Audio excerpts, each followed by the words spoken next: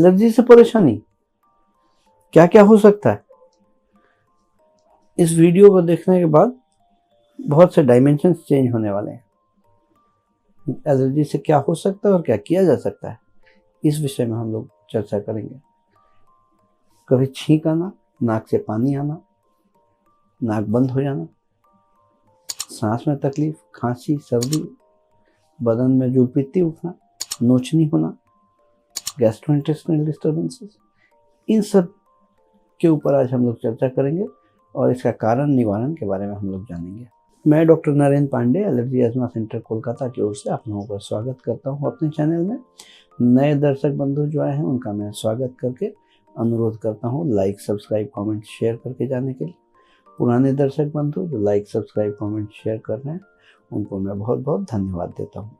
हम लोग कलकत्ता में सियालदह स्टेशन के पास में 5 मिनट का पैदल चलने योग्य रास्ता मौलाली मज़ार से बाएं प्रवेश करके एक मकान छोड़ के दूसरे मकान में हम लोग अवस्थित हैं, या दूसरे तरह से बोल सकते हैं मौलाली मज़ार और इंटाली सिनेमा हॉल के बीच वाले मकान में हम लोग अवस्थित हैं।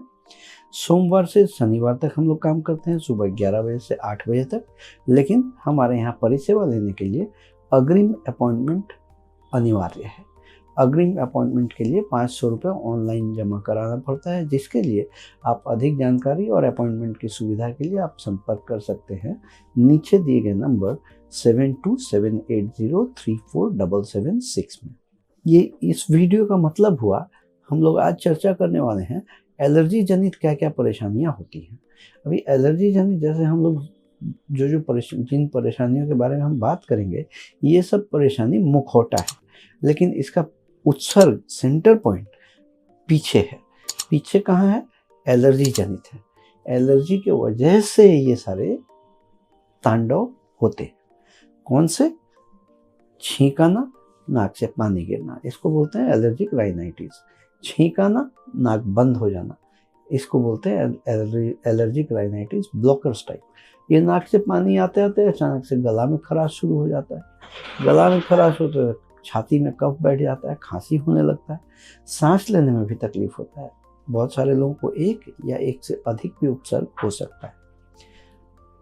बदन में जूलपीती उठना, नोचनी होना, खुजलाहट होना, कहीं बैठे उठे हैं खुजलाहट शुरू हो गया, अर्टिकेरिया, एंजियोएडिमा, ठोठ, आँख, मुंह फूल जाना अचानक से, और ये सूजन होके एक अस्वस्थ तरीका का प्रेजेंटेशन होना। गैस्ट्रोइंटेस्टाइनल ट्रैक्ट की एलर्जी, इसमें नॉर्मल घर का खाद्य पदार्थ ले रहे हैं, खा पी रहे हैं, और साथ में गैस अम्बल हो जा रहा है, हजम का तकलीफ हो रहा है।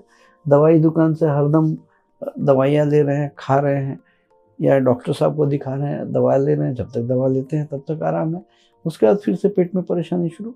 बहुत समय ये फूड इंटॉलरेंस या गैस्ट्रोइंटेस्टाइनल एलर्जी की वजह से होता है। इन सभी कारणों के पीछे जो कारगर चीज है वो एलर्जी है। एलर्जी के वजह से ही ये सारा, किसी को एक हो सकता है, किसी को एकाधिक तरह का परेशानी हो सकता है। लेकिन इन सब चीजों में मूलतः जो दवा देने की जरूरत पड़ती है वो एंटी एलर्जिक दवा देने की जरूरत पड़ती है। ये एंटी एलर्जिक दवा लेने से आप महसूस करेंगे कि आपको राहत मिल रही है। लेकिन परमानेंट सॉल्यूशन इसका क्या है?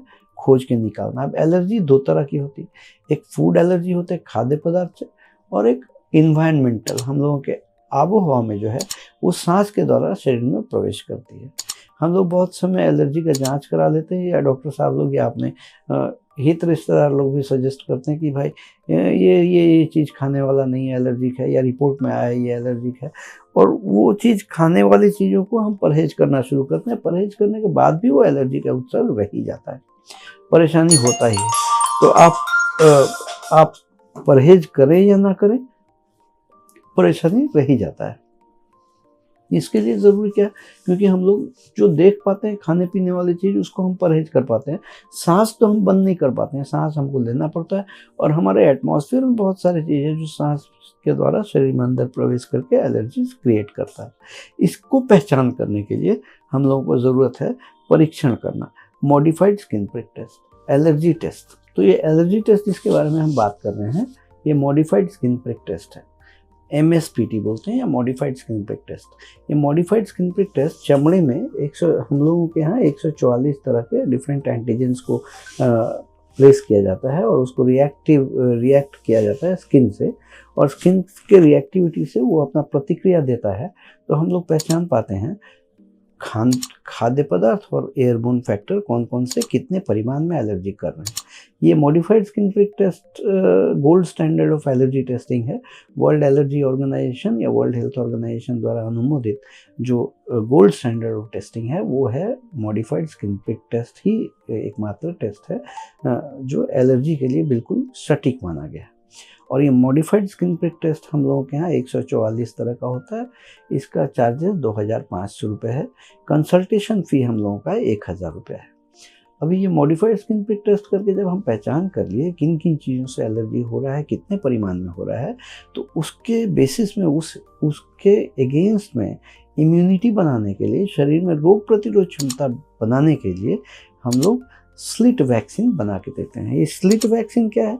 स्लिट वैक्सीन है सबलिंगुअल इम्यूनोथेरेपी। इम्यूनोथेरेपी वैक्सीन जो है इसी को बोला जाता है only immunomodulatory treatment for today's allergic disorders. Allergic disorder का दमन करने के लिए, परमानेंट सॉल्यूशन के लिए हम लोग ये स्लिट वैक्सीन बनाते हैं। ये सबलिंगुअल इम्यूनोथेरेपी, सबलिंगुअल मतलब जीभ के नीचे खाने वाला, इंजेक्शन नहीं है।